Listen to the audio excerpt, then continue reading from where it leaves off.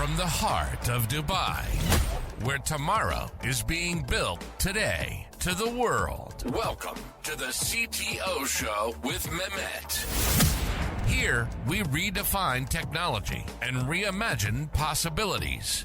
With Mehmet, delve into the riveting realms of AI, cybersecurity, and digital technology. Experience the thrilling highs and lows of startups. Immerse yourself in the spirit of entrepreneurship and witness the future of business innovation being written in real time.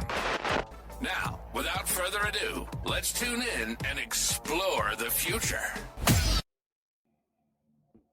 Hello and welcome back to a new episode of the CTO Show with Mehmet. Today, I'm very pleased joining me from the US, Zeke Camusio. Zeke, thank you very much for being here with me on the show today. The way I love to do it, as I was explaining to you, is I keep it to my guests to introduce themselves. So tell us a bit more about your background, your journey, and what you're currently up to, and then we can start the discussion from there. So the floor is yours. Of course. Yeah, thank you for having me. Yes, I've been an entrepreneur my whole life in the tech space. I had a few different businesses. Last one was a marketing agency that was acquired in 2015. And my background is in economics and statistics, so I always gravitated towards the analytics and the data-driven decision-making aspect of it, helping my clients look at performance, understand what's working, what isn't working, what to do about it, how to measure performance, and so on. And yeah, 4 years ago, I started Data Speaks, which is an AI platform that helps marketers understand what's driving their conversions, revenue, so they can invest in the right channels, campaigns, and make the most out of every dollar they invest in ads. Great. And thank you again, Zeke, for being here with me today. So the first thing, which when you were mentioning about your background, that kind of attracted me to ask you. So you come from a background in economics, and of course, you have the mix of data science and marketing also as well. So what do you think is the biggest misconceptions that usually marketers have about anything which is data driven? Of course, machine learning, AI, of course. Yeah, misconceptions. I think that the main challenge, there are two main challenges that I see. One of them is not being clear on what to optimize for. So there's a lot of metrics, and some of them are not really aligned with the objectives of the company. So we could have, for example, somebody running your social media saying, we doubled the number of likes or views, and maybe that translates into conversions, maybe it doesn't. So I think that's one of the most important things that a business needs to do, figure out what's our vision, what are the metrics that help us track how much progress we're making towards our objectives, and then communicate that to the different teams. So, for example, if you are running social media, you know what it is that you should be optimizing for. And the reason for that is that often, if you optimize for metric A, you're going to be maybe getting worse results for metrics B and C and D. So it needs to be clear what it is that you optimize for. Are you going to be trying to maximize your profit, your margins, your revenue? That's really important. And I think the second one has more to do with the building a habit around reviewing data, making data-driven decisions. So you could have all the data in the world, but if you don't have a recurring meeting, say every week or every month, where you look at the metrics that you already agreed upon, you're going to be reviewing, and look at what worked, what didn't work, what we learned from it, and how are we going to do things different moving forward. It's really important to have that, because otherwise you can have all this data flowing your way, and it's going to be basically useless, if you don't have a regular cadence to make decisions. So I think it's more than misconceptions. I think a lot of the time is a lack of clarity on what it is that you need to be measuring, and a lack of process to analyze that data on a regular basis. So Zeke, if you, and I know you, when I was preparing for the episode, you talk a lot about, the attribution challenge and the Mhm. gaps that exist over there.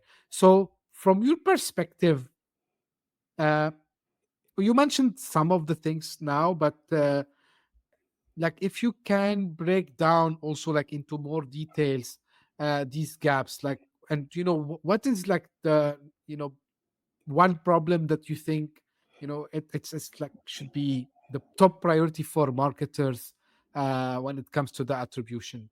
Yeah, so attribution is absolutely essential. And what attribution means is that you want to understand what marketing activities lead to what business outcomes. So let's say, for example, you have $1 million in your bank account at the end of the month, and you ran, let's say, three channels, LinkedIn ads, email, and let's say Google ads, right? Um, you need to know how much of that $1 million was contributed to by each of those three players. And that happens all the time, right? Like we do a number of different things, then we get an outcome, and we don't really know how much influence each one had. Therefore, it's impossible for us to determine whether we should be doing more of A or B or C. So that's a huge issue, because 54% of all the marketing budgets in the United States, at least, is towards online ads. And as marketers, we don't really have great tools to track their return on investment. So we're investing more than half of our budget on something that we can track, and that's obviously a huge problem, right? And what are the options we have? One is we can look at the advertising platforms to see what they tell us, or we can use something like Google Analytics. Neither of those is really a solution. Why is that? Well, Google Analytics uses last click attribution. So if somebody found you on, say, an Instagram ad, then they clicked on one of your emails, then they searched for your brand on Google, then they came to your website and purchased. The Google will give the credit to that last click, right? Ignoring everything that happened prior to that. And it's going to lead you to overinvest in that last channel and underinvest in what creates customer awareness, which is, the first few channels in the customer journey. Excuse me, customer journey.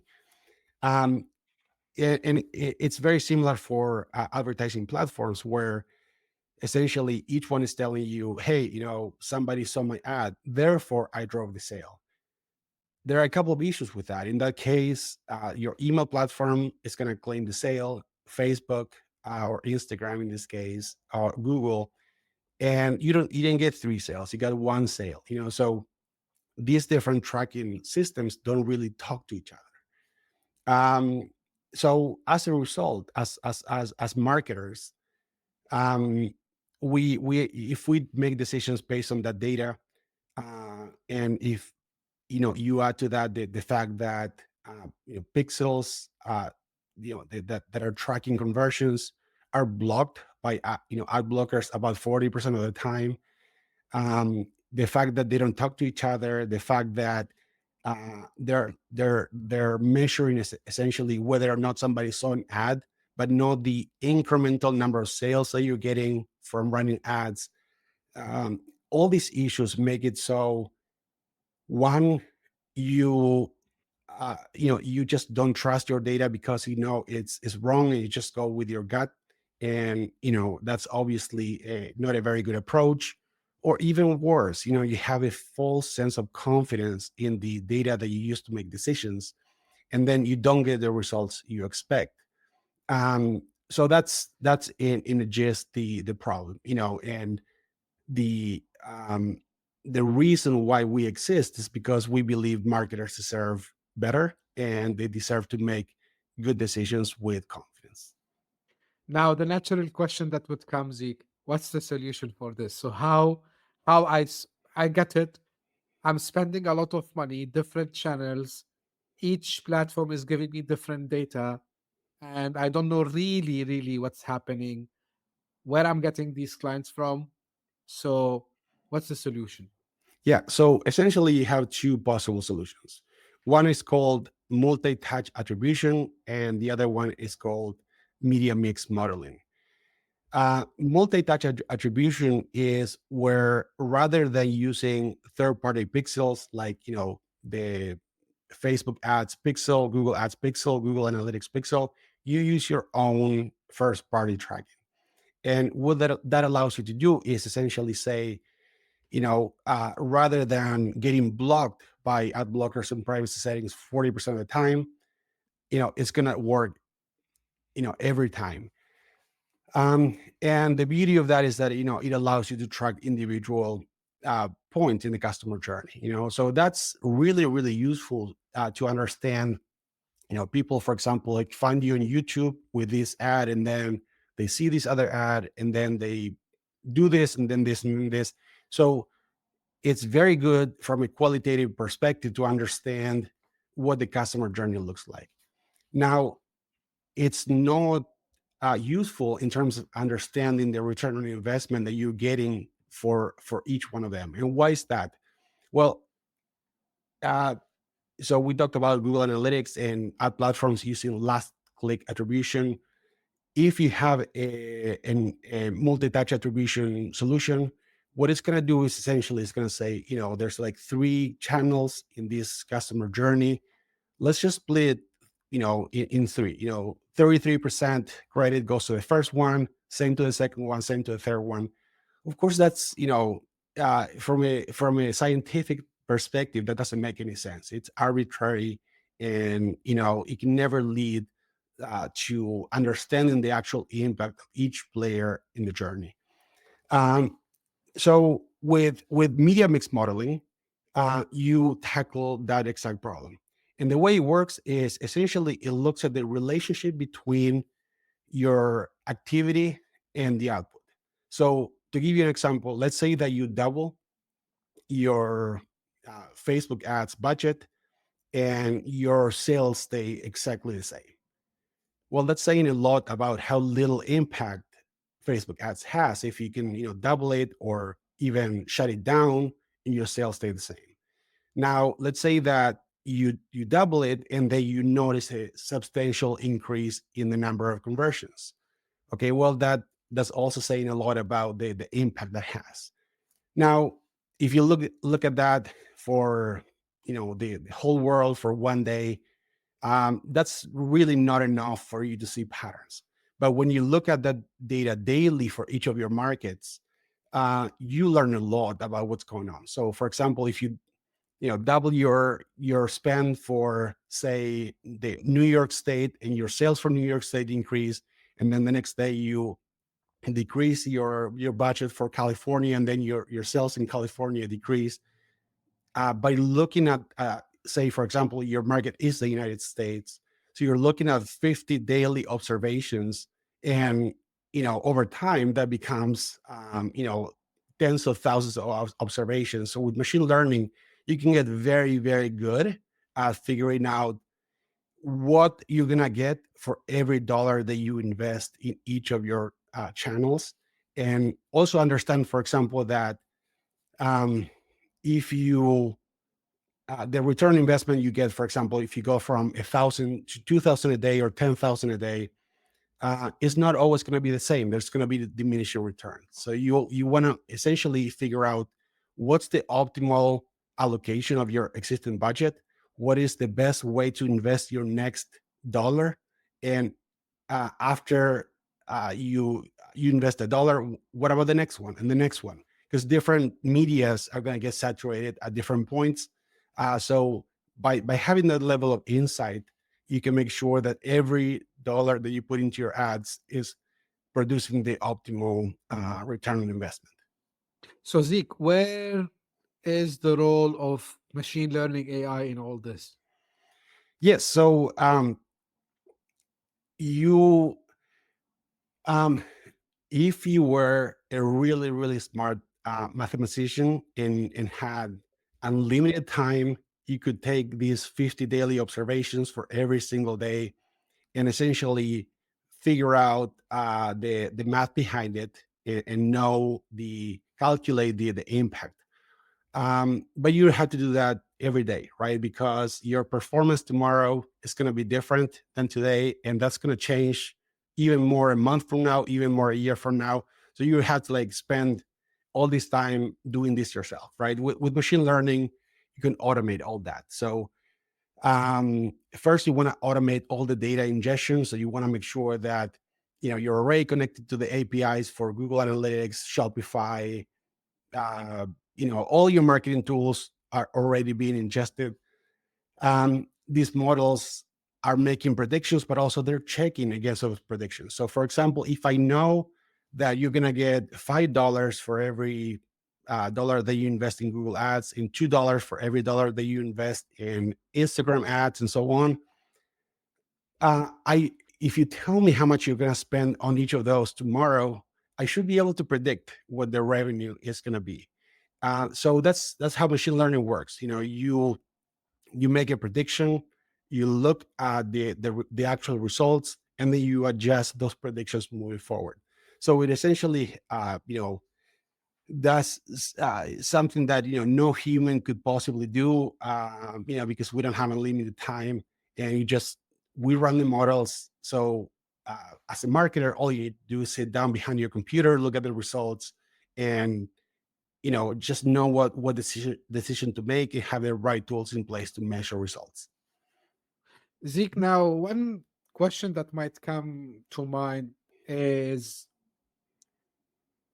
there are like some concerns about, I mean, from marketers perspective, of course I'm talking here, all this crackdowns on the cookies and the privacy, which is, of course, like, don't get me wrong, it's also for the Yeah. consumer benefit. But for me as a marketer, like, and the ad, you mentioned also the ad blockers, but everyone knows that the cookies are, the holy grail of everything to collect, what the user is doing, all the attributions. So how this is affecting, collecting the data, and how is also affecting the way we need to plan of on deploying these tools that allows us to collect data from different places.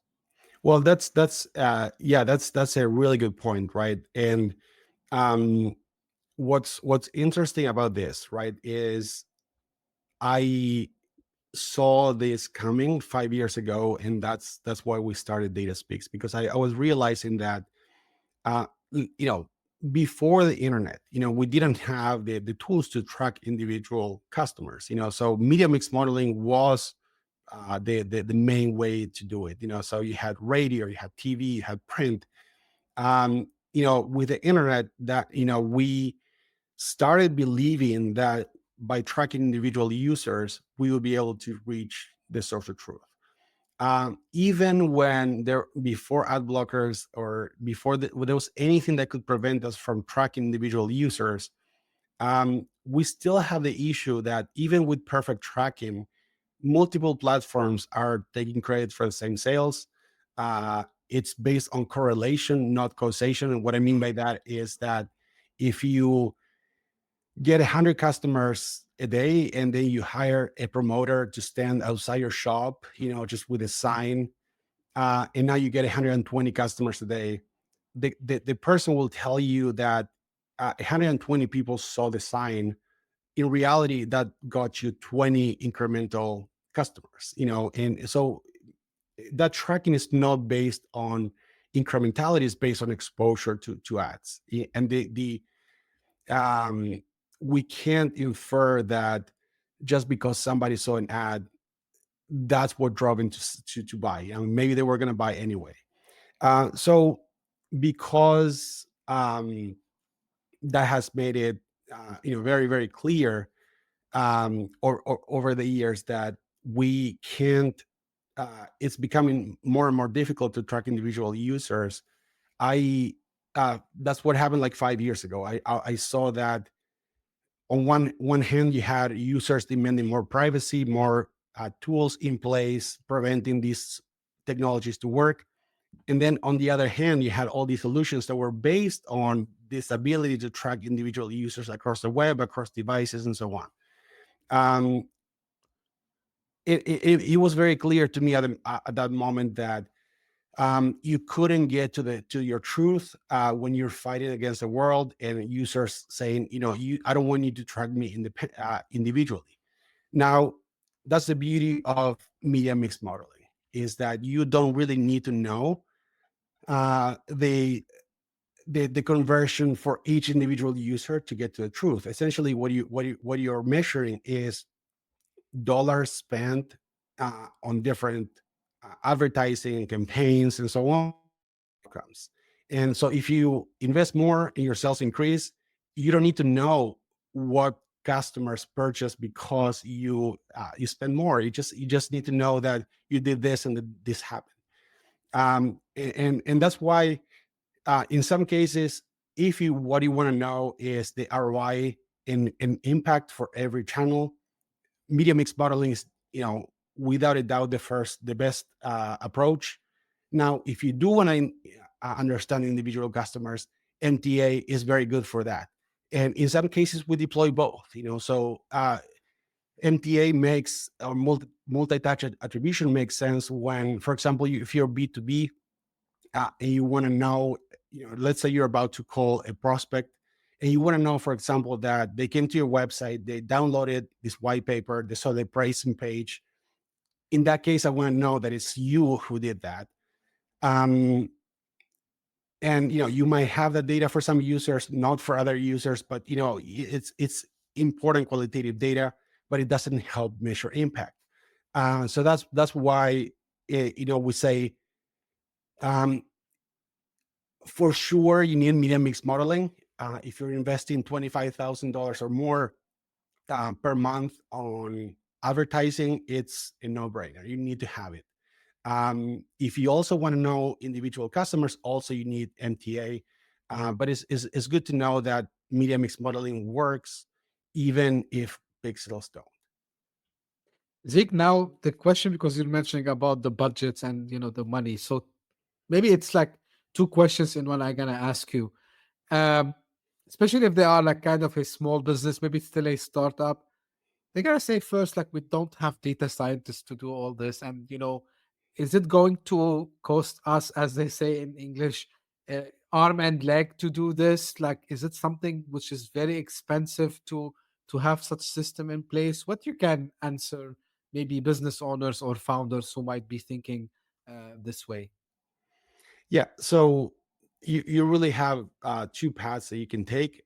You can build your own solution or hire somebody to do it for you. If you're going to build your own solution, you have to budget at least $500,000 per year. You're going to need one data scientist, one machine learning engineer, probably a data engineer, infrastructure, servers, ETL tools, a number of different things.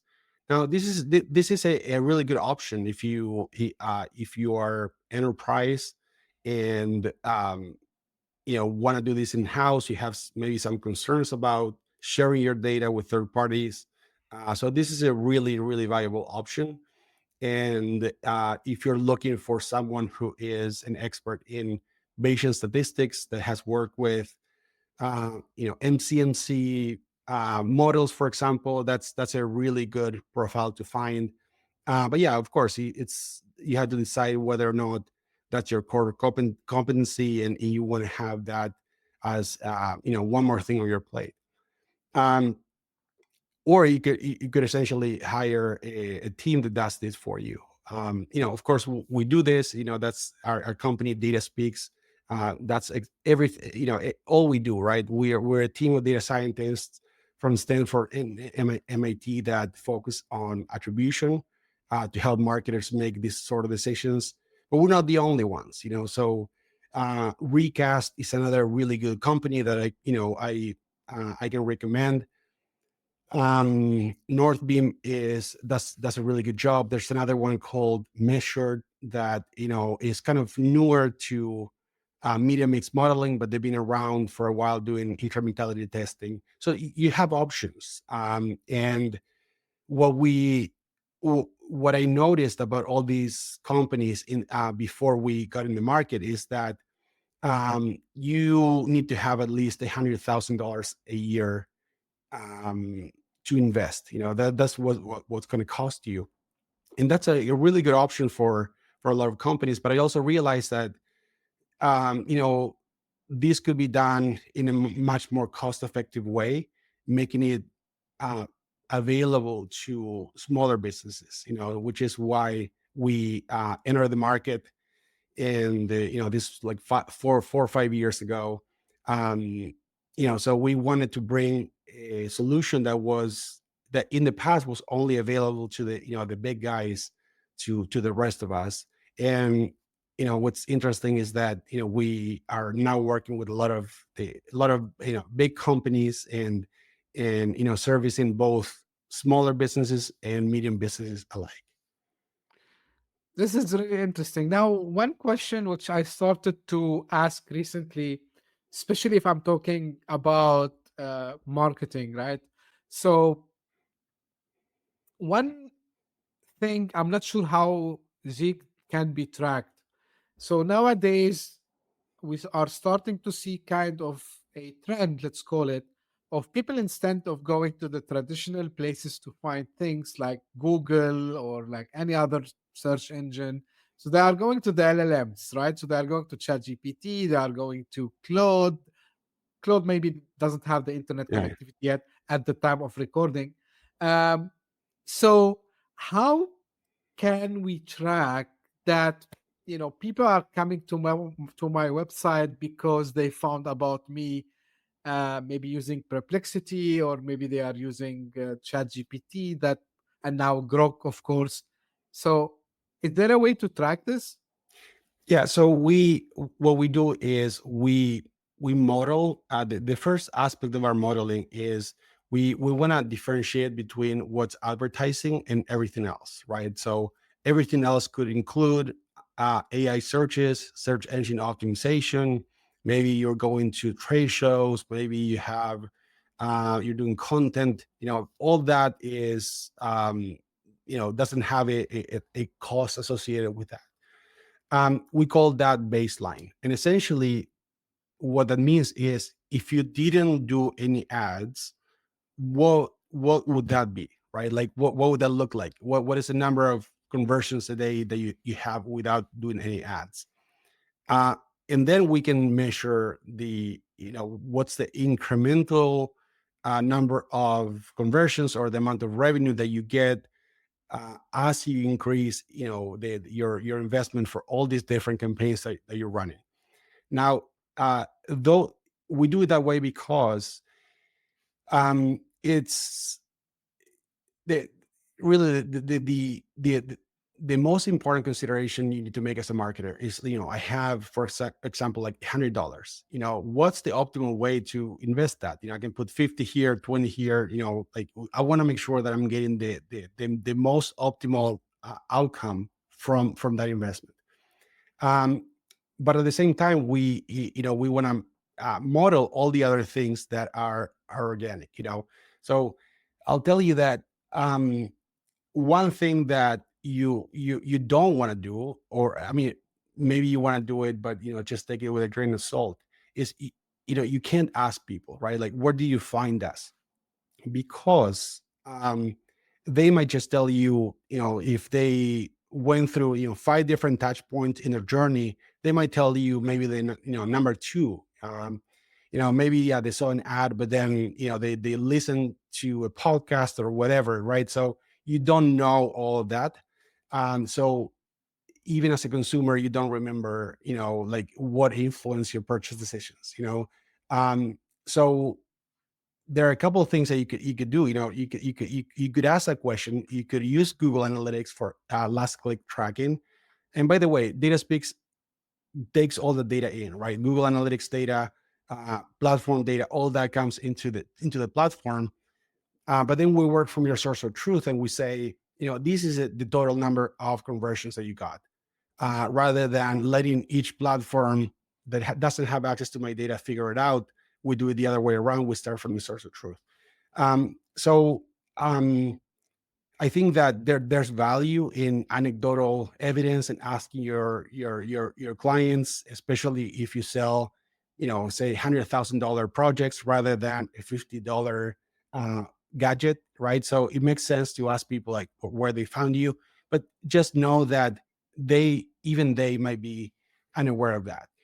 So the world is very complex, and no model can track 100% of all the things that could possibly influence a purchase decision.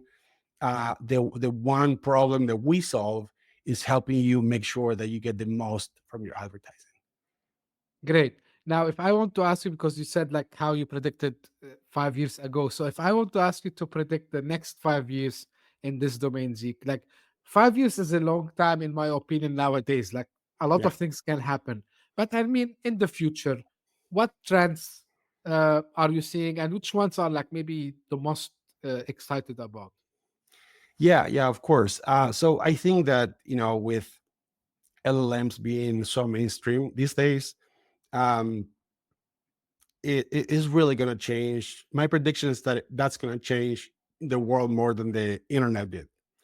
And what I mean by that is, if you have agents that have access to all your data, every email you've ever sent, your company's internal documents, your blog, any client emails that you've ever sent, access to your calendar, and so on, is essentially a replication of your brain. And not only that, but you can fine tune agents to think the way you do.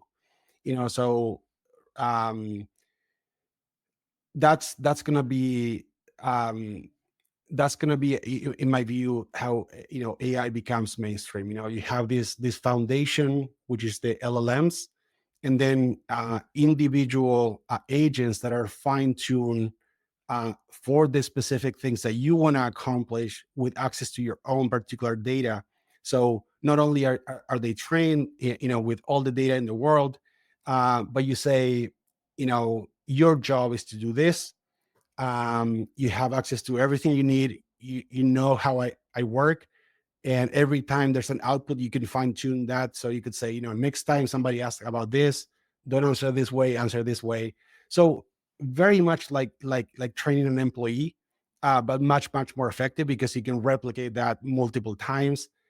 It will also have access to a number of different tools, so you can send emails to people. So one of the things we're building right now is, if the performance for a given metric is below a certain threshold, you can send a Slack message to your agency, letting them know, right? So they'll be able to send emails, to searches, use the web. So I think that the vast majority of things that you can write into a document for an employee and say, do this, do this, do this, do this, and AI will be able to do. So that's really exciting for me. I think that what I'm most excited about is that right now, um, you all the knowledge that we have in our brains as data scientists will be able to be downloaded into a system that will be able to interpret data, answer questions, make recommendations, and essentially replace user interfaces with the chatbot, right? So I see a couple of different scenarios. One is, if something goes wrong, let me know, right? Um, have the knowledge to identify what things are high priority, low priority, medium priority. Based on that, if something really bad happens, maybe give me a call. If something low priority happens, maybe put it in my project management and assign it to somebody else. So the ability to evaluate issues and take the appropriate action is huge. Of course, the one we all know is the chat bot, where you can ask questions and get answers. But yeah, I think that um, I don't think we've seen any technology in human history that will change the way we do things as much as AI. Absolutely. And at that fast pace, I would say, like, Yeah. I was, maybe I'm repeating myself, but the other day I was telling someone, like I remember when I was still kind of a kid, let's say, when the internet came. So, but yeah, like things, we used to see another breakthrough maybe after 6 7 months, maybe 1 year sometimes, even when the smartphones and like the apps and all this. So like, yeah, there's a new phone every year, right? Now with AI, it's for the first time, like it's sometimes every day. Like I sleep, I wake up, and I see something new, right? Which is fascinating indeed. Um, Dick, as we are almost coming to an end, final, I would say, advice maybe you want to give to uh, entrepreneurs, and maybe also for people who are leaders in marketing, and of course, like where people can get in touch and know more about you, and of course about Data Speaks. Yeah, of course. So I'll say this, data is power. The more data you have, potentially, the more power you have to make better decisions. And the problem that we have is that we have way more data than we can process, right? So uh, for us, our on average, our clients are processing like 30 million data points every day. There's no way a human can go through that, spot problems, like there's just not enough hours in the day. So just know that uh, their machines are your best friends when they come to that. So if you already are the kind of organization that looks at some data on a regular basis, could be financial data, could be marketing data, you already believe in the value of making informed decisions, in having the tools in place to track whether your decisions get the results you expect or not.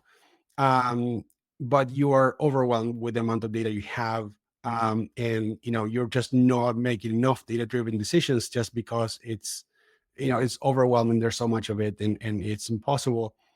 Just know that there's a better way to approach that.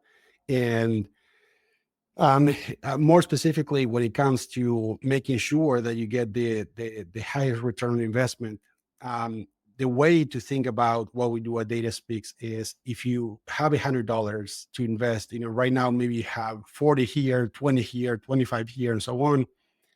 That's never the most optimal way to do that. There's we can reconfigure that budget, reallocate it in a way that we don't change the total. It's still $100, but we just reallocate it in a more optimal way.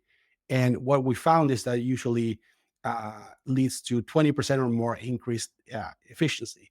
So the way most companies approach this problem when they want to grow is they throw more money at it. That works, right? Like you can double your budget, something good is going to happen, but it's going to cost you a lot, right? So we want to make sure that you can grow, but you can also be very efficient with every dollar that you put into it. So if that's a problem you have, if you're investing 25K a month or more on ads, you can learn more about us at dataspeaks.ai or find me on LinkedIn. I'm sure we can put the link in the show notes. Absolutely, Zeke. And this is what I always tell my guests. So, uh, the audience, they don't have to look around. So, if you are listening on your favorite podcasting app, you will find the links in the show notes. If you're watching this on YouTube, you'll find this, of course, in the description. Zeke, I can't thank you enough for all these insights. I think this is something very interesting for any business, whether they are B2C, B2B, uh, to understand and what you said at that is very very important. Like we have a lot of data that we can act on, but we don't have the manpower to do that. So I would say that this is the most important takeaway today, and of course people should reach out and speak to you and to your team about how you can help them.